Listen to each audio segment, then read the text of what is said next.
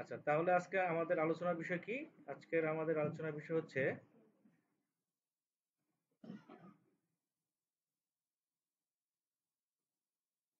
Logo design, তাই না?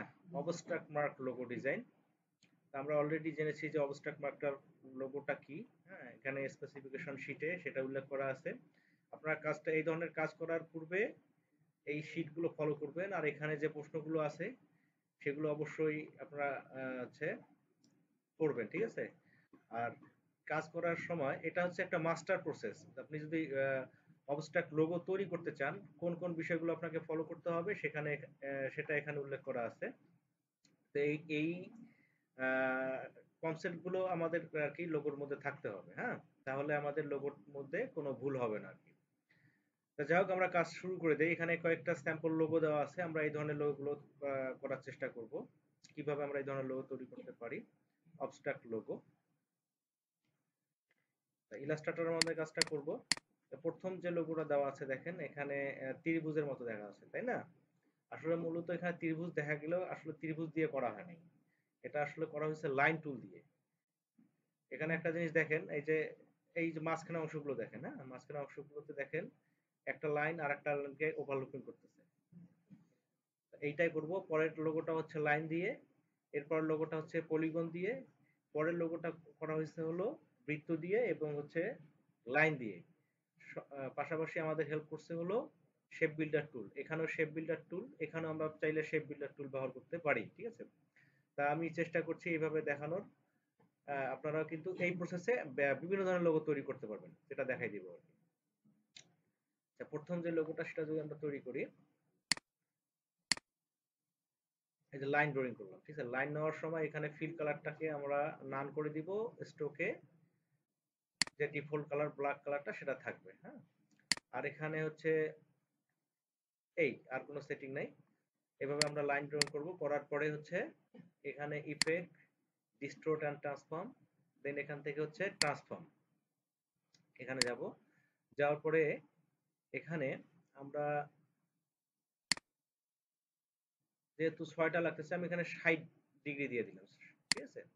তারপর এখানে হচ্ছে আচ্ছা ১২০ দিলেও মনে হয় হবে। দেখি আগে কমাই দিই আর কি। আমার এরকম ইয়েটা হলেই হবে, একটার উপরে আরেকটা ওভারল্যাপিং করতেছে এরকম যদি হয় তাহলে কিন্তু আমার হয়ে যাবে, ঠিক আছে? তাই ১২০ দিয়ে হয়ে যাচ্ছে, ঠিক আছে? তো ১২০ দিলেও আমাদের একটার উপরে আরেকটা ওভারল্যাপিং করতেছে, এটা আমি করে ফেললাম। এটা এই অবস্থায় রাখলাম, ওকে। আচ্ছা, এবার আমি হচ্ছে এটাকে এক্সপান্ড করে ফেলি, এক্সপান্ড অ্যাপিয়ারেন্স। তাহলে কি হবে, আমাদের সিলেকশনটা সঠিক হবে। এবার পুনরায় একই কাজটা করব, আবার লাইন, লাইন নেওয়ার পরে ঠিক ইফেক্ট, ডিস্টোর্ট অ্যান্ড ট্রান্সফর্ম, দেন হচ্ছে ট্রান্সফর্ম। হ্যাঁ, এখানে যাওয়ার পর আবার এখানে হচ্ছে আমরা আচ্ছা তো আমি ৬০ ডিগ্রি দিয়ে দিলাম। এবার হচ্ছে এখানে আমরা পরিমাণটা বাড়াই দিব। হ্যাঁ, এবার হচ্ছে এখানে আমাদের কি করতে হবে, যদি আমরা এই হরিজন্টাল মুভটাকে বাড়াই দেই তাহলে দেখেন এটা কিন্তু গ্যাপ তৈরি হয়ে মাঝখানে অংশটা তৈরি হয়ে যাচ্ছে, তাই না? এই অবস্থায় রেখে পুনরায় এটাকে এক্সপান্ড করব, এক্সপান্ড অ্যাপিয়ারনেস। এবার এই যে দুইটা অবজেক্টকে একসঙ্গে সিলেক্ট করে আমরা এখান থেকে অ্যালাইন করে দিব,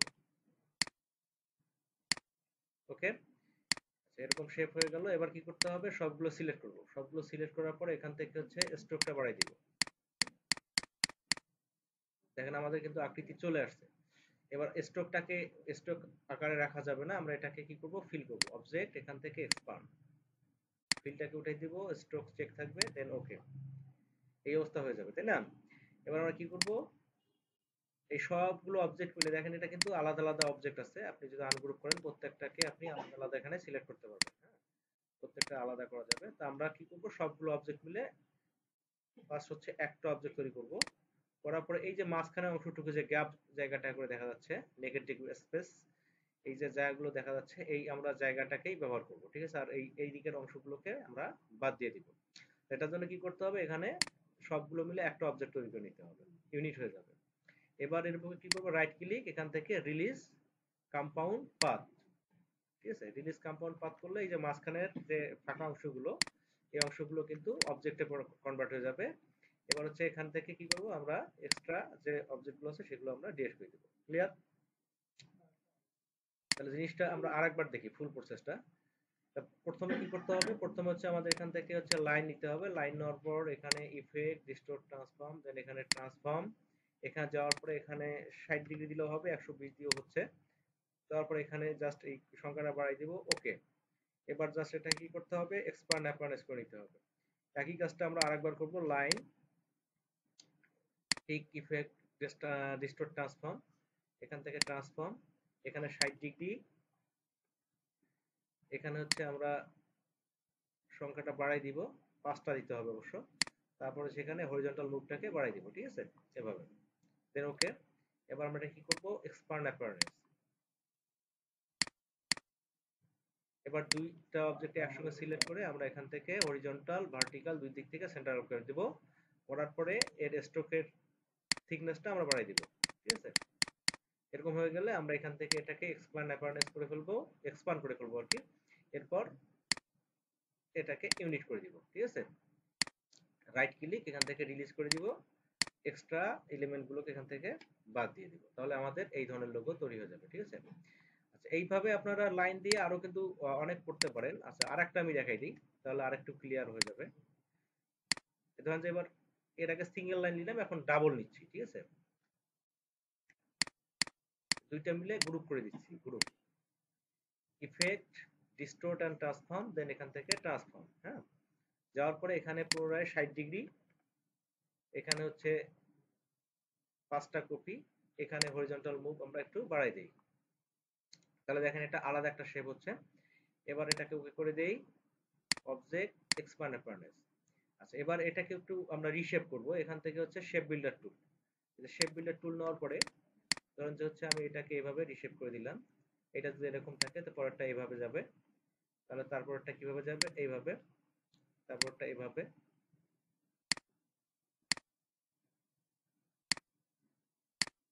এমনি ভাবে এখানে আমরা রিশেপ করে দিব, হ্যাঁ। আচ্ছা, এবার হচ্ছে এটাকে আনগ্রুপ, আনগ্রুপ করার পর আমাদের এক্সট্রা যে ইয়ারটা আছে সেগুলোকে আমরা এখান থেকে বাদ দিয়ে দিব। বুঝে গেছে ব্যাপারটা? দেখেন সুন্দর একটা লোগো এখানে তৈরি হয়ে গেছে। এটাকে আপনি একবারে রিয়েলিস্টিক করার জন্য এখান থেকে আপনি গ্রেডিয়েন্ট টুলটা ব্যবহার করতে পারেন, গ্রেডিয়েন্ট টুল, গ্রেডিয়েন্ট কালার ব্যবহার করতে পারেন, কি গ্রেডিয়েন্ট কালার ব্যবহার করে আপনি এটাকে রিয়েলিস্টিক করতে পারেন, ঠিক আছে। যদি আপনি রিয়েলিস্টিক করতে চান এখান থেকে আপনার গ্রেডিয়েন্ট কালার, ঠিক আছে, নেওয়ার পরে আপনি কি করবেন, এখান থেকে গ্রেডিয়েন্ট টুল দ্বারা এর অ্যাঙ্গেল ঠিক করে দিবেন এভাবে। এর আগে মনে হয় এরকম একটা প্রজেক্ট করা হয়েছিল গ্রেডিয়েন্ট টুল নিয়ে, আপনারা ওটা ফলো করবেন, ঠিক আছে। এখান থেকে হচ্ছে আপনি কালার পরিবর্তন করে দেন। বুঝে গেছে ব্যাপারটা? এইভাবে আর কি আপনারা একটা রিয়েলিস্টিক ইয়া নিয়ে আসার জন্য আপনি এখান থেকে গ্রেডিয়েন্ট টুল ব্যবহার করতে পারেন। ওকে, আমি জাস্ট সিম্পল ইয়াটা একটা ধারণা। এইভাবে আর কি এই শেপটার মতো সবগুলো শেপের মধ্যে আপনারা কালার ব্যবহার করতে পারেন, ঠিক আছে। তো এইভাবে এই ধরনের আমরা লোগোগুলো তৈরি করতে পারি। এখানে আরো কয়েকটা লোগোর নমুনা দেওয়া আছে, যেমন এই যেটা দেওয়া আছে, একই প্রসেসে করব আমরা এই কাজটা। দেখেন এই পোস্টটা করার জন্য কি করতে হবে, এটাও কিন্তু আমি লাইন দিয়ে করতে পারি, ঠিক আছে, লাইন দিয়েই করব, হ্যাঁ। এখানে দেখেন 1 2 3 4 5, আমাকে 5টা লাইন ব্যবহার করে আমাদের কাজটা করতে হবে। কিভাবে করতে পারি, একইভাবে একবার সেম প্রসেস, এই লাইন, তারপর হচ্ছে ইফেক্ট, সরি, এখানে আমরা কি করব, এটাকে কপি করব, কন্ট্রোল ডি, কন্ট্রোল ডি দিলে কি হবে, ডুপ্লিকেট হয়ে যাবে, ঠিক আছে। আচ্ছা, এবার এটাকে আমরা গ্রুপ করে নেব, গ্রুপ, কোনটা ইফেক্ট ডিস্টোর্ট এন্ড ট্রান্সফর্ম, দেন হচ্ছে ট্রান্সফর্ম, এখানে দিব হলো 60 ডিগ্রি, এখানে হচ্ছে আপনার 5টা কপি দিতে হবে, এখানে আপনি স্কেলিংটা বাড়াই দেন, এই দেখেন এই শেপ তৈরি হয়ে গেছে, ওকে, ওকে করে দেন। এবার হচ্ছে এক্সপান্ড অ্যাপিয়ারেন্স, পুনরায় শেপ বিল্ডার টুল, জাস্ট হচ্ছে এখান থেকে এইভাবে রিশেপ করে ফেলেন সবগুলোকে।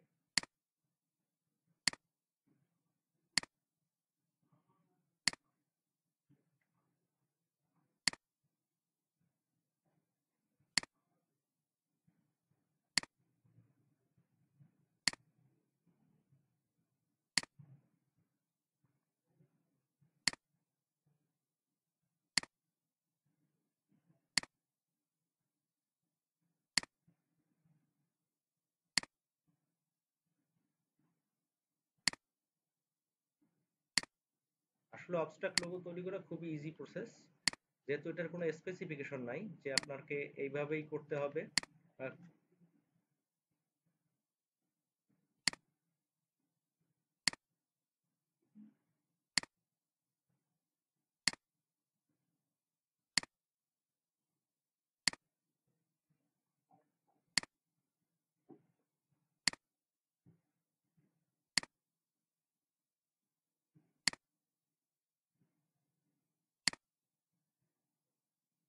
ওকে, দেখেন সেম প্রসেসে আমরা কিন্তু 3টা লোগো তৈরি করে ফেললাম। খুবই ইজি ব্যাপার স্যাপার না?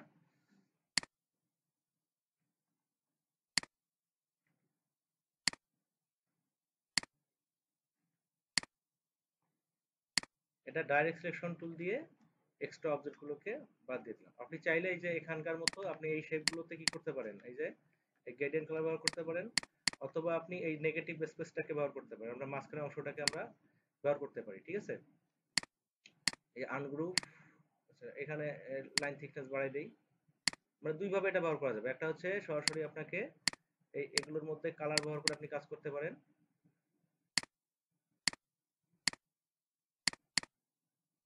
এই যে এগুলোর মধ্যে সরাসরি কালার ব্যবহার করে কাজ করতে পারেন, গ্রেডিয়েন্ট কালার। অথবা কি করতে পারেন আপনি, জাস্ট এই পূর্বের প্রসেসে এটাকে এক্সপান্ড, তারপর হচ্ছে এটাকে আপনি এখান থেকে ইউনিট, রিলিজ, এক্সট্রা যেটা আছে সেটা বাদ দিবেন। এই দেখেন এই ধরনের লোগো তৈরি হয়ে যাবে, ঠিক আছে? খুব ইজি প্রসেস, হ্যাঁ। আচ্ছা এই কাজটা আমরা আরেকবার এই যে করি, এটা কি করব আমরা এতটুকু পর্যন্ত অবশ্যই বুঝছি তাই না? আচ্ছা এটা কি করতে হবে, এই যে অবজেক্ট এক্সপান্ড, এক্সপান্ড করার পরে এটাকে আমরা এভাবে ইউনিট করে দিব, ইউনিট করার পরে রাইট ক্লিক, দেন এখান থেকে রিলিজ, এক্সট্রা যেগুলো আছে সেগুলো আমরা এখান থেকে বাদ দিয়ে দেবো। ওকে, তাহলে এই ধরনের লোগো তৈরি হয়ে যাবে। আচ্ছা আর একটা আমি দেখাই, তাহলে আপনাদের আরো একটু ধারণা ক্লিয়ার হয়ে যাবে। ধরেন যে আপনি জাস্ট একটা এখান থেকে বৃত্ত নিলেন, হ্যাঁ, এটাকে দিয়ে আপনি একটা হচ্ছে ডিসিপ্লিনের বা এই ধরনের কোনো লোগো তৈরি করবেন আপনি, ঠিক আছে? দেখেন একইভাবে আপনি ইফেক্ট, ডিস্টোর্ট, ট্রান্সফর্ম এখানে যাবেন, এখান থেকে হচ্ছে আই হ্যাভ নো আইডিয়া যে এটা আমি কি করব আসলে, ঠিক আছে? আমি জাস্ট ইফেক্টে যাচ্ছি, যাওয়ার পরে দেখবো যে হচ্ছে এখানে কি করা যায়, ট্রান্সফর্মে গেলাম। এবার দেখেন আমরা এই যে স্কেলিং নিয়ে একটু কাজ করব, ঠিক আছে? এখানে স্কেলিংটা আমি একটু কমাই দিলাম, কারণ যে এখানে 80% করে দিলাম। জাস্ট হচ্ছে এখানে আমি এটাকে একটু 20-30 ডিগ্রি যে যে মানে একটু অনুমান করে দিয়ে দিলাম আর কি, একটা পরিমাণ সংখ্যা দিয়ে দিলাম। এবার আমি এখানে কয়েকটা কপি বাড়াই দিই, তাহলে দেখেন এই যে এরকম চলে আসতেছে তাই না? একটার পর একটা চলে আসতেছে। আপনি অ্যাঙ্গেল বাড়াই দিলে এটার পরিবর্তন দেখতে পাবেন, কমাই দিলেও পরিবর্তন দেখতে এখানে পাবেন, ঠিক আছে? ওকে করে দেন, এখানে হচ্ছে এটা বাড়াই দেন, ঠিক আছে? এই বাড়াই দিলাম, দেন হচ্ছে এখান থেকে হচ্ছে অবজেক্ট এক্সপান্ড, পুনরায় অবজেক্ট এক্সপান্ড, হ্যাঁ এখানে হচ্ছে এরকম করে দিলাম। তারপর হচ্ছে এটা থেকে আমি ইউনিট করে দিলাম, ঠিক আছে? এবার right click, release compound path, আমি এটা বাদ দিয়ে দিলাম, ঠিক আছে? দেখেন এইভাবে আপনার কিন্তু এই জাতীয় কাজগুলো আপনি করতে পারেন, ঠিক আছে? তো এটা শুধু বৃত্ত দিয়ে না, পলিগন দিয়েও এই প্রসেস করা যাবে, আপনার অন্য ইয়ে দিয়েও করা যাবে। তো এইভাবে আর কি আমরা ট্রান্সফরমেশন করে আমরা এই যে অবস্ট্রাক্ট মার্ক গুলো তৈরি করতে পারি। যাই হোক এখানে আরো কিছু নমুনা দেওয়া আছে, যেমন এটা। আচ্ছা, এইভাবে কি আমরা সরাসরি একটা শেপকে ব্যবহার করে ট্রান্সফর্ম করে আমরা সেটা লোগো তৈরি করতে চাই পারি, কিন্তু পুনরায় মানে পূর্বেই আমরা আকৃতি দিতে পারি, একটা শেপ দিতে পারি, শেপ ব্যবহার করে পরবর্তীতে আমরা ওটাকেই কিন্তু আমরা ট্রান্সফর্ম করে আমরা ওটাকে একটা নির্দিষ্ট লোগোর মতো তৈরি করে ফেলতে পারি, ঠিক আছে? ফিল কালারটাই ব্যবহার করি, জাস্ট এখান থেকে হলো এটাকে সাবস্ট্রাক্ট, ইফেক্ট, ডিস্টোর্ট, ট্রান্সফর্ম, দেন ট্রান্সফর্ম। এখানে যেহেতু 3টা লাগবে, তা 3টা লাগলে আমরা জানি কত ডিগ্রিতে দিতে হয়, 120 ডিগ্রি তাই না? আর এখানে দিতে হবে হলো 2টা, যেহেতু একটা আমাদের আছে 2টা। আচ্ছা এরপরে দেখেন এই যে আপনার এই স্কেলিংটাকে শুধু মুভটাকে আপনি বাড়াই দেন, দেখেন যে কোন জায়গায় গিয়ে কি হচ্ছে, ঠিক আছে?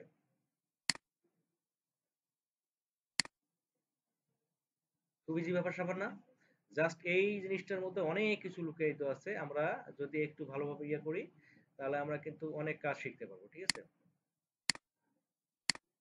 তাহলে আমরা ট্রান্সফর্ম দিয়ে এটা করলাম। আচ্ছা এরপরে কোনটা দেওয়া আছে, এই যে এটা। আচ্ছা অ্যাগেইন হচ্ছে এভাবে, হ্যাঁ। তারপর কি করবেন, আপনি এটাকে সাবট্রাক্ট করবেন, ইফেক্ট ডিস্টোর্ট ট্রান্সফর্ম, দেন হচ্ছে ট্রান্সফর্ম, এখানে দিবেন হলো 120,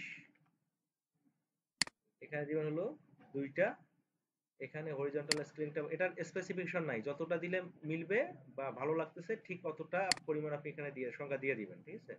এই যেভাবে এটা দিলে একটু গ্যাপটা বেড়ে যাচ্ছে, এটা দিলে কাছাকাছি চলে আসতেছে, ঠিক আছে।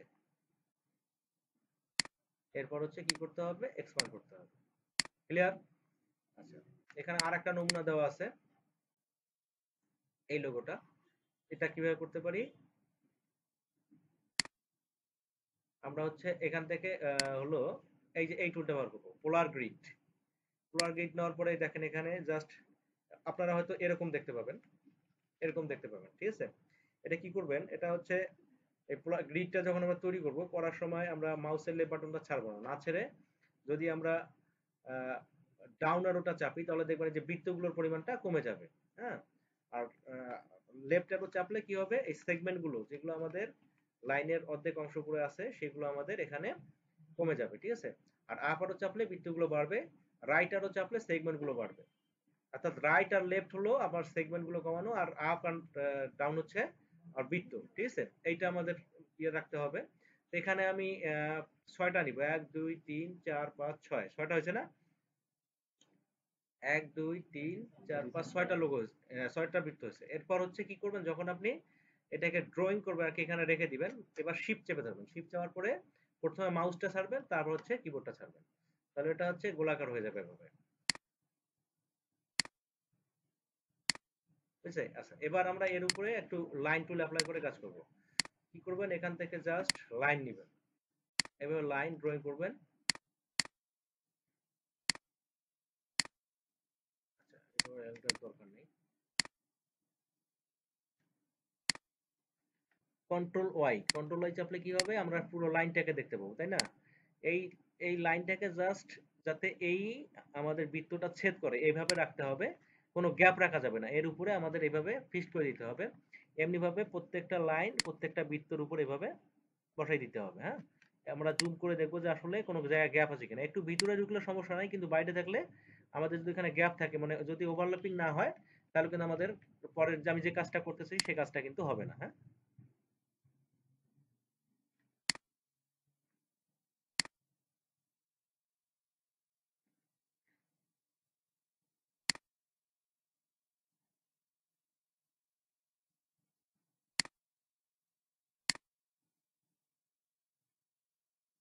এইভাবে আমরা প্রত্যেকটা বৃত্তের সঙ্গে আমরা এই লাইনটাকে এইভাবে মিলাই দিব, ঠিক আছে। এখানে দেখেন অনেকে মনে করবেন যেটা হয়ে গেছে, দেখেন এই যে একটু কিন্তু গ্যাপ আছে, এই 1 পিক্সেল পরিমাণ গ্যাপ থাকলেও কিন্তু আমি যেটা করতে চাচ্ছি সেটা কিন্তু হবে না, এটা আপনাকে ইনশিওর করতে হবে যে এখানে কোনো গ্যাপ নাই, ঠিক আছে।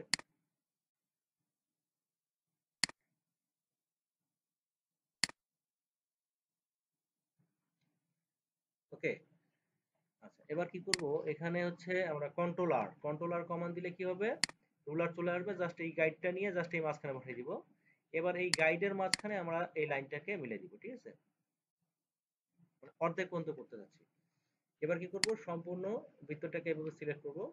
এবার এখান থেকে হচ্ছে শেপ বিল্ডার টুল নেওয়ার পরে জাস্ট হচ্ছে এইভাবে আপনি এটাকে রিশেপ করে দিবেন, এই দেখেন রিশেপ হয়ে যাচ্ছে।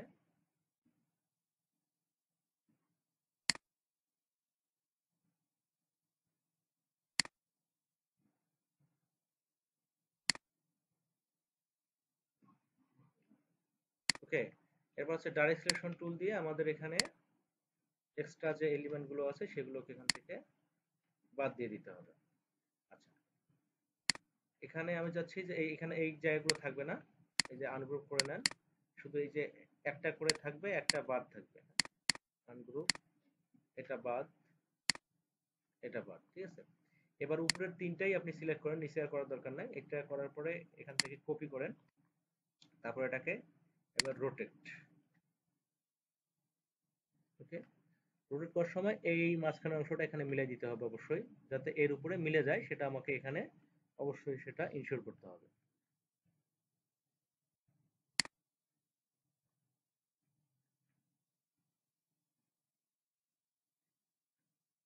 ওকে। আচ্ছা, এরপর হচ্ছে এই নিচে যে এই যে এক্সট্রা গুলো সেগুলো আমি এখান থেকে বাদ দিয়ে দিচ্ছি। এই যে আমাদের লোগো তৈরি হয়ে গেল। তো দেখেন আমরা এই প্রসেসে আমরা একই প্রসেসে আর কি ট্রান্সফর্ম করে শেপ বিল্ডার টুল বা আমাদের এখানে যে লাইন টুল, আমাদের যে শেপ টুলগুলো আছে সেই শেপ টুলগুলো ব্যবহার করে আমরা এই ধরনের কিন্তু হাজার হাজার লোগো আমরা খুব ইজিলি প্রসেসে করতে পারবো। ঠিক আছে, জাস্ট সামান্য একটু যদি আমাদের ধারণা থাকে ট্রান্সফর্মের এবং হচ্ছে এখানে রিশেপ তৈরি করার, তাহলে কিন্তু আমরা এই কাজগুলো ইজিলি করতে পারবো। ঠিক আছে, আশা করি সবাই ক্লাসটি বুঝতে পারছেন। ধন্যবাদ সবাইকে।